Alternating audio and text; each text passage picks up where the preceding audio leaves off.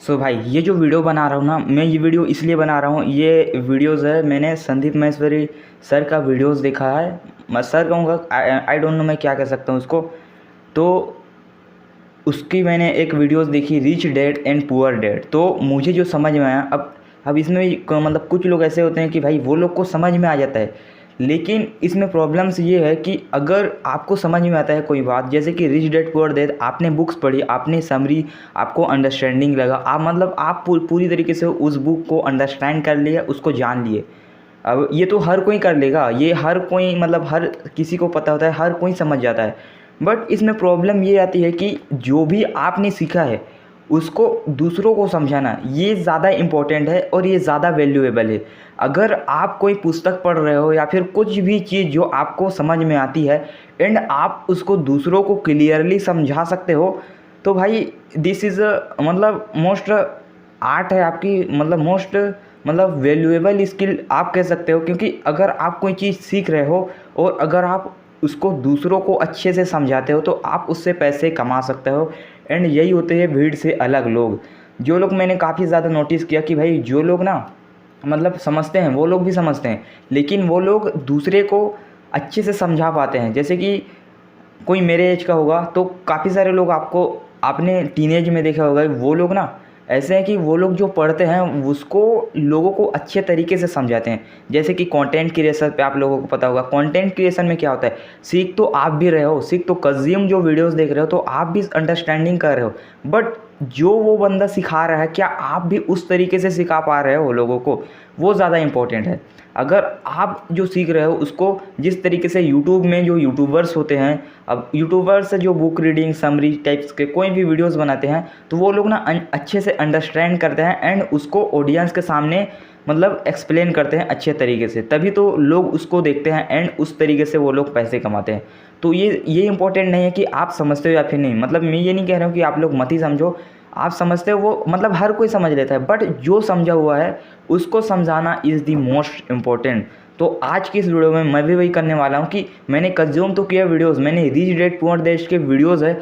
उसको संदीप महेश्वरी उसका वीडियोस तो देखा, तो अब मैंने जो भी सीखा है उसको अच्छे से अंडरस्टैंड किया हूँ, तो फिर उसको एक्सप्लेन करने की ट्राई करूँगा, क्या मैं एक्सप्लेन कर पाता हूँ। एंड अगर आपको समझ में आए रिच डैड पुअर डैड, तो मैं मतलब अगर आप खुद पे बिलीव नहीं होगा कि आप समझा सकते हो या फिर नहीं, तब तक आप नहीं समझा सकते। आपके अंदर एज अ इमेजिनेशन होना चाहिए कि आप भाई आप मतलब सक्सेसफुल हो के ही रहोगे, आपका बिलीव होना चाहिए, आपका आइडेंटिटी वही होना चाहिए कि भाई मैं कर सकता हूँ, मैं बिल्कुल बेस्ट तरीके एक्सप्लेन कर सकता हूँ, मैं अच्छे तरीके से अंडरस्टैंडिंग करके जो ऑडियंस है उसको क्लियर तरीके से समझा सकता हूँ। अगर आपके अंदर खुद ही बिलीव नहीं है, आप खुद ही कॉन्फिडेंस नहीं है आपके अंदर, तो भाई आप क्या ही समझा सकोगे। आपके अंदर वो इमेज होना चाहिए कि भाई मैं लोगों को अच्छे से समझा सकता हूँ, एकदम क्लियर तरीके से समझा सकता हूँ, और इस तरीके से ये बिलीव है एंड इस तरीके से आपको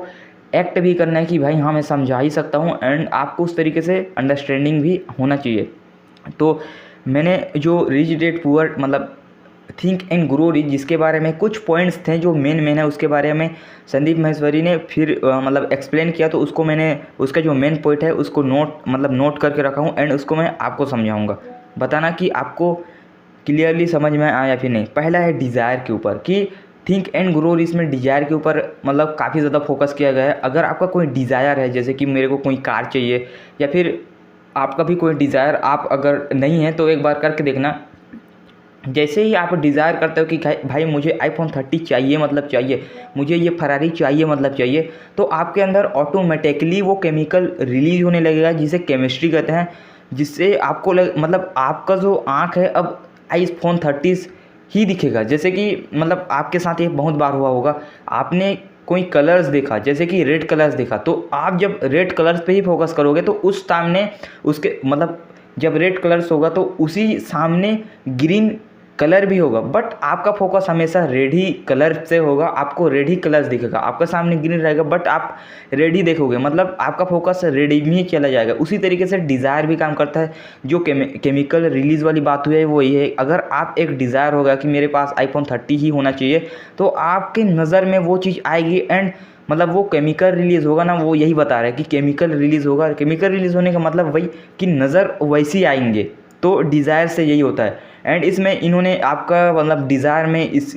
मतलब संदीप महेश्वरी वीडियोस जो कि 1-2 घंटे का जो सेमिनार्स लिए थे उसमें मैंने एक वीडियोस देखी एंड उसी वीडियोस के बारे में इन्होंने बात भी किया कि डिज़ायर भी ना एडिक्टिव होता है, मतलब डिज़ायर भी एक ट्रैप है और डिज़ायर अगर आपका सही नहीं है तो आप फंस सकते हो बिल्कुल एकदम गंदा तरीके से, जिसमें मैं वो नहीं बताया है, मतलब वो उसने बात कर रखा था संदीप महेश्वरी ने तो वो नहीं बताया, लेकिन मैं बता देता हूँ। डिज़ायर जैसे कि आपका कोई डिज़ायर है, जैसे कि आपका डिज़ायर है कि मेरे को BMW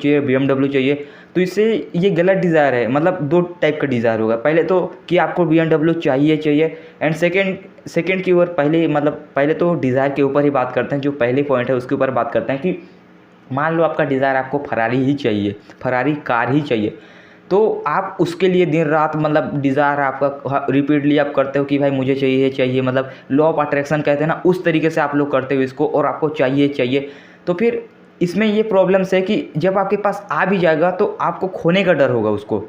लेकिन अगर वही डिज़ायर आपको है कि अपना जो फील्ड है, जो भी फील्ड है उसमें टॉप बनने का, आपका इमेजिनेशन है अपना बेटर वर्जन बनने का, जो भी आपके फील्ड में हो उसमें टॉप लेवल पे जाने का अगर आपका डिज़ायर है, आपको एवरीडे ग्रो करने की डिज़ायर है,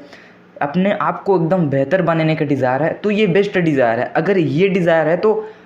आपको सब मतलब वो सारी चीज़ें मिलेगी जो आप सपने भी नहीं सोच सकते। अगर आपका डिज़ायर आपको खुद को बेटर करना है तो भाई फरारी तो आपके लिए छोटी चीज़ है, क्योंकि वो आपको मिलेगा लेकिन आपको डर नहीं होगा फरारी के लिए। एंड वही सेकंड की जिसको फरारी चाहिए उस फरारी के लिए डिज़ायर किया है, लेकिन जब वो चला जाएगा उसको डर सताएगा हर समय कि कोई क्रैश आ गया तो उसका खर्चा, फिर अगर वो चला गया तो फिर वो उसका डिज़ायर था कि भाई चाहिए, अब चला गया तो फिर उसका फियर अलग सताएगा। लेकिन अगर आपका डिज़ायर मतलब अपने आप को ग्रो करने के टॉप में जाने का, तो भाई मतलब जब ये आपका डिज़ायर होगा, this is a right desire, जब ये डिज़ायर होगा तो सारी चीज़ें आपकी ओर अट्रैक्ट होने लगेगी। तो इसमें मतलब जो पहला डिज़ायर जो फंसते हैं लोग, लॉ ऑफ अट्रैक्शन, एंड दूसरा डिज़ायर, ये बेहतर है। तो इसके बारे में डिस्कशन की, तो ये डिज़ायर के बारे में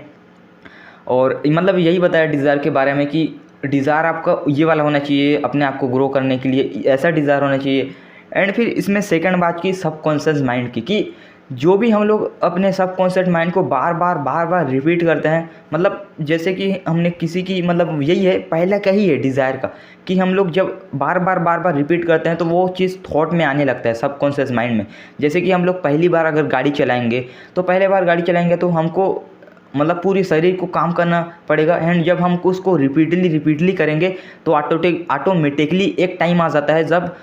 गाड़ी ऑटोमेटिक चलते हैं एंड हमारा मन मतलब किधर ही होता है, हमको पता नहीं होता कि हम लोग कुछ अलग सोचते रहते हैं लेकिन गाड़ी ऑटोमेटिकली चलता रहता है। जैसे कि मेरे साथ मतलब गाड़ी चलाते हैं वो लोग को, सारे लोगों को पता होगा कि सबसे पहले मैं जब गाड़ी सीखना स्टार्ट किया तो ब्रेक का मेरे पास ध्यान जाता था कि क्या करूँ, जब सामने अगर कोई गड्ढा आ गया तो मैं किसको दबाऊँ, ई क्लास को दबाऊँ या फिर इसको दबाऊँ। बट अगर अभी अगर मैं रिपीटली मैं वो चीज़ को करते आ रहा हूँ, मतलब मैं गाड़ी चलाते आ रहा हूँ, तो अभी मेरे को उतना ज़्यादा सोचना नहीं पड़ता। मेरा जो सबकॉन्शियस माइंड है वो ऑटोमेटिकली वो चीज़ कर लेता है एंड मेरे को सोचना नहीं पड़ता। बस मैं देखता हूँ और ऑटोमेटिकली मेरे हाथ उस तरीके से एक्ट करना शुरू कर देते हैं। तो इसी के ऊपर दूसरी इन्होंने बात की सबकॉन्शियस माइंड के ऊपर कि अगर आप कोई भी जो चीज़ है आपका डिज़ायर है वो रिपीटली आप बार बार थिंक करते हो, बार बार सोचते हो, बार बार उसी को देखते हो, मतलब एवरीथिंग जो उसी के बारे में आप लोग सोचते हो, तो आपका वो थॉट बन जाता है, आपके सबकॉन्शियस माइंड में वो चीज़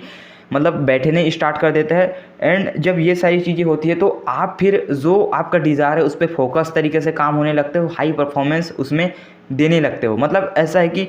जब आप लोग कोई डिज़ायर है, जैसे कि मेरे को वेस्ट होना है, एंड जब आप लोग उसको रिपीटली करोगे तो वो आपके एक्ट में आने लगेगा, आप उस तरीके से एक्ट करने लगोगे, आपका जो थॉट है वो उसी ओर भागेगा, मतलब बेटर होने का। और कोई अगर आप लोग ट्राई भी करते हो कि वर्कआउट करने का, अब भाई अब वर्कआउट के कोई लेना देना नहीं है, अगर आप लोग वर्कआउट करते हो तो आप सक्सेसफुल हो जाओगे, ऐसा कुछ भी नहीं है। लेकिन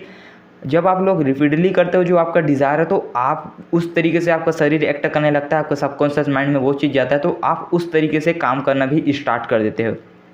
फिर इसमें इमेजिनेशन की बात की कि इमेजिनेशन काफ़ी ज़्यादा इंपॉर्टेंट है। अगर जैसे कि मैं अभी स्पीक कर रहा हूँ एंड मैं अगर अपना बेस्ट वर्जन इमेजिनेशन नहीं करूँगा तो भाई वो चीज़ नहीं होने वाला। मतलब इमेजिनेशन ऐसा नहीं है कि भाई आपको लाना ही पड़ेगा, इमेजिनेशन इज़ मोस्ट इम्पॉर्टेंट है। कि मतलब अगर आप लोग कोई वैज्ञानिक की बात करो जाओ कि हवाई जहाज़ या फिर कोई मतलब कोई भी चीज़ इस दुनिया में बना है, फ़ोन्स बना है, कपड़ा बना है, हर चीज़ बना है, तो वो इमेजिनेशन से ही पॉसिबल हुआ है। सबसे पहले लोग उसके बारे में इमेजिन किए तभी जाके वो चीज़ बना है। अगर इमेजिन नहीं करते तो वो चीज़ शायद ही बन पाता। तो इमेजिनेशन ऐसा नहीं है कि मैं सजेस्ट कर रहा हूँ, नहीं, इमेजिनेशन ज़रूरी है। अगर आप को मतलब आपका जो डिज़ायर है, आप जो बनना चाहते हो, अगर आप उस तरीके से इमेजिन करते हो अपने आप को, तो भाई उस टाइप का आप बनोगे। लेकिन अगर आप लोग इमेजिन नहीं करते तो भाई नथिंग। तो इसीलिए इसमें इसके बारे में भी, इम्पोर्टेंस के बारे में बताया गया कि आप अपने आप को क्या इमेजिन करते हो, अपने बेस्ट वर्जन क्या इमेजिन करते हो, जो आपका डिज़ायर है। तो जैसे कि 5 साल बाद मुझे ये बनना है, अगर 5 साल बाद आप क्या बनना चाहते हो वो अगर आप इमेजिन नहीं करते, तो मतलब ये बताया गया है कि इमेजिनेशन काफ़ी ज़्यादा इंपॉर्टेंस है। एंड इसके बारे में डिसीज़न की बात किया गया है कि भाई हम लोग डिसीज़न लेते हैं, एवरीथिंग हम लोग डिसीज़न लेते हैं। जैसे कि मैं अभी वीडियोस शूट कर रहा हूँ, वो भी एक डिसीज़न है। हम लोग ना इसमें क्या करते हैं, काम टालते रहते हैं कि भाई मतलब काम टालते रहते हैं, लेकिन उसके बारे में जो लोग को पता नहीं होता कि भाई काम टालना भी एक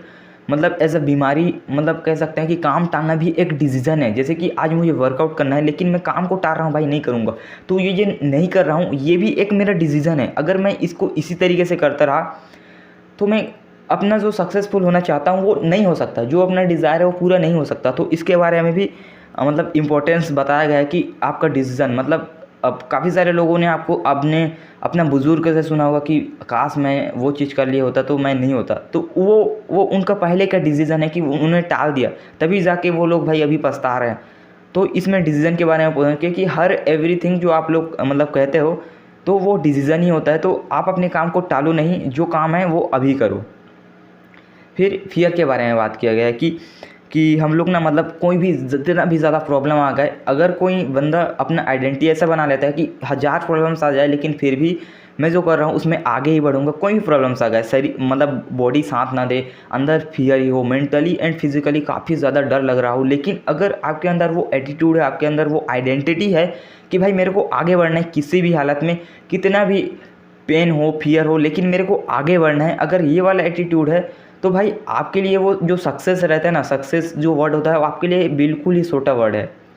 तो मैंने जो संदीप माहेश्वरी सर ने बताया तो उसको मैं पूरी तरीके से एक्सप्लेन करने की आपकी ओर ट्राई किया। एंड जब मैं खुद अंडरस्टैंड करूँगा और वो चीज़ को अगर आप लोगों को समझाऊँगा, यही तो है भाई मेजोरिटी मतलब मीडियोग्रिटी जो एवरेज लाइफ है उससे अलग हट के करना, उससे टॉप पे जाना। एंड अपने लेवल का जो स्टूडेंट है वो लोग सिर्फ अंडरस्टैंडिंग कर रहे हैं, लेकिन मैं वहाँ अंडरस्टैंडिंग नहीं कर रहा हूँ, मैं अंडरस्टैंडिंग करके लोगों को और समझा रहा हूँ। यही तो है भीड़ से अलग होना। तो समझाने की पूरी ट्राई किया एंड मैं इम्प्रूव कर रहा हूँ अपना जो बोलने का तरीका है उसको। एंड यही थे वीडियोस, आपको कमेंट में बताना कि भाई समझ में आया फिर नहीं, जो मैं समझाना चाहता था। थिंक एंड ग्रो रिच के कुछ पॉइंट्स हैं, इसको ये बुक को मैं पूरा पढ़ूंगा क्योंकि भाई मेरे को अभी नहीं लेकिन रियलाइज़ हो रहा है, जब मैं कभी भी पुस्तक पढ़ता हूँ तो मुझे भाई ऐसा शॉक्ड हो जाता है कि भाई ये हो सकता है, दिमाग का जो तार होता है ना भाई, बिली होता है, वो खुल जाता है। इसलिए मेरे लिए अभी के टाइम पे सबसे ज़्यादा इंपॉर्टेंट एंड सबसे ज़्यादा फेवरेट मेरे को लगा द मिलियनेयर फास्ट लाइन, क्योंकि उसमें मेरा जितना भी बिलीव था वो तोड़ दिया कि रिलेशनशिप, उसमें ये बताया गया कि रिलेशनशिप भी अच्छा रखना चाहिए। और मैं मतलब जो उसके उल्टा करता था ना भाई, उस जो बुक को जानने के बाद पूरी चीज़ें जानने को मिली, तो वो मेरा बिल्कुल ही दिमाग खोल दिया। तो यही थी वीडियोस में, आपको अगर समझ में आएगा तो कमेंट्स करके बताना कि भाई हाँ मुझे समझ में आया, बिल्कुल समझ में आया भाई, आप समझा रहे हो तो ये थी वीडियोस। बाय।